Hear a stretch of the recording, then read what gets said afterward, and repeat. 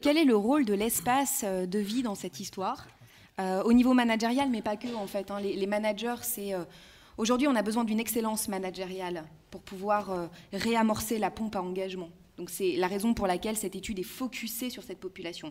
Mais ils sont la catalyse de requêtes, de regards, d'attentes qui sont complètement transgénérationnelles et quel que soit le niveau collaborateur, cadre dirigeant, partie prenante de l'entreprise.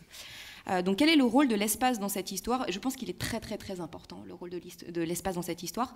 D'ailleurs, pour vous raconter une petite histoire, nous, notre métier, c'est la transformation militante, donc la transformation interne des organisations, la transformation humaine, managériale, culturelle, organisationnelle, de la gouvernance, des business models, en repositionnant le capital humain au cœur du système de création de valeur des organisations, au cœur de la responsabilité qui incombe aux hommes et aux femmes qui font l'entreprise aujourd'hui, de porter ces transformations, à minima sur les sujets qui leur incombent.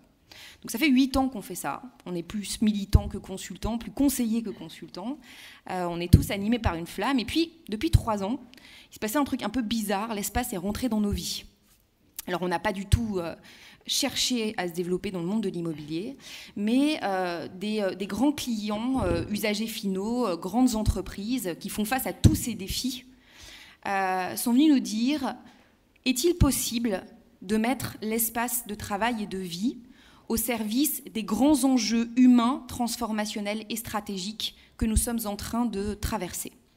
Est-ce que c'est possible de faire ça ou pas? Est-il possible de concevoir l'architecture et le design comme une humanité comme les autres, comme la sociologie, comme l'anthropologie, comme la philosophie, comme la psychologie?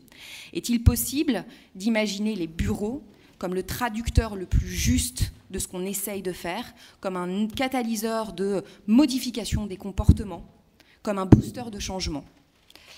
On ne savait pas répondre à cette question, pour être honnête, donc on est un peu rentré dans le monde de l'immobilier, dans le monde de l'aménagement, pour s'apercevoir qu'il manquait peut-être une brique aujourd'hui qu'on pourrait appeler l'anthropologie spatiale. Comment traduire dans l'espace des sujets profondément humains, profondément complexes, particulièrement subtils, pour faire de vos espaces de travail des catalyseurs des transformations, des leviers stratégiques aux mains des dirigeants. Et en essayant de faire ça, on a enchaîné des missions très différentes, dans des tours pas très belles, d'un point de vue esthétique ou durable à la Défense, dans des trucs classés, la maison des polytechniciens. Voilà, on a fait des petites expériences et on s'est aperçu avec stupéfaction que nous qui essayions jusqu'à présent d'encapsuler les transformations dans des modèles de management, dans des systèmes d'organisation, dans des sets de valeurs, pour empêcher les retours en arrière, l'espace était plus puissant et plus rapide dans la modification des comportements. À partir du moment où on arrivait, pardonnez-moi l'expression, à tordre les acteurs de l'immobilier, les designers, les architectes, pour les mettre pour de vrai au service du client, des usages et du futur, pour inoculer de la prospective humaine dans leur cœur de métier, là on a eu des résultats qu'on n'avait jamais eus en 8 ans.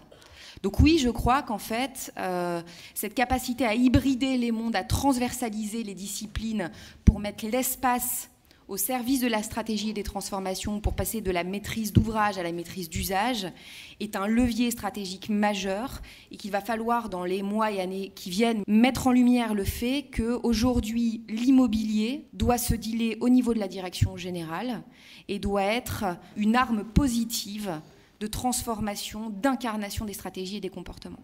Moi, au fond, ça part du client. J'ai des clients utilisateurs qui sont dans des situations de transformation. Tu as dit titanesque, Emmanuel, je n'aurais pas pensé avant. Mais oui, c'est ça que je ressens. Je le ressens pour moi, Nexity, parce que grosso modo, moi j'aime bien vivre à l'intérieur les discussions que je peux avoir avec mes clients. J'ai enfoncé avec vous joyeusement quelques portes ouvertes, mais quand on ajoute les portes ouvertes, on va se rendre compte à quel point pour les directions générales des entreprises d'aujourd'hui, la transformation est profonde. Il y a le défi climatique. Au fond, dans nos métiers, ce ne sont pas des choses qui s'ajoutent. Ce sont des choses qui... Alors, je parle de la construction, hein, donc là, vous voyez où j'en suis. Ce sont des choses qui vont venir transformer nos métiers en profondeur. Je ne peux juste pas construire demain comme je construis aujourd'hui, je le sais. Je ne sais pas comment je construis demain, mais je sais que je ne peux pas construire comme aujourd'hui. Il y a un deuxième élément dont on n'a pas parlé, mais qui a un impact très fort sur toutes nos entreprises, c'est le digital. Chez moi, il y a des choses que ça transforme, puis il y a des pans entiers de l'activité qui vont disparaître, et on le sait. C'est extrêmement brutal. Et puis face à ça, moi j'ai des générations. Alors, il n'y a pas que les générations, il n'y a pas que les jeunes, Emmanuel, parce qu'en fait, les jeunes ont juste dit que c'était possible. Et puis il y a des gens un peu comme moi qui disent c'est sympa si c'est possible, parce que moi j'ai envie de la même chose. Mais cette quête, vous l'avez merveilleusement dit tous les deux. Donc je ne vais pas le dire mieux que vous, mais nous, on a quand même face à nous des salariés qui nous demandent pourquoi ils font ce qu'ils font, le sens. C'est d'une force extraordinaire. Et les entreprises doivent se saisir de cette demande de sens pour être encore plus fortes. Moi, je vais vous donner un exemple très précis. Nous, à Nexity, on a décidé à un moment qu'on faisait des pensions de famille. Nexity Non-Profit, on finance des pensions de famille dans les quartiers qu'on construit parce qu'on pense qu'il faut sortir les gens de la rue et qu'on doit être inclusif. Pas facile à faire passer à l'Assemblée Générale, explique aux actionnaires qu'on allait faire des trucs sans marge. C'est un immense moment. Ça a été un élément de recrutement des jeunes dont vous ne pouvez pas imaginer la force tant qu'on ne le vit pas. Donc, évidemment, ces entreprises sont dans des situations de transformation, et celles qui maîtriseront cette transformation sont les entreprises de demain. Et ma conviction à moi, et donc Emmanuel l'a très bien dit, c'est qu'évidemment le management est premier. Il ne faut pas se mentir à soi-même. Le management, c'est le premier élément de la transformation de l'entreprise, d'où au fond l'intérêt que nous on porte au sujet managériaux, parce que nous on arrive derrière, on arrive avec l'immobilier.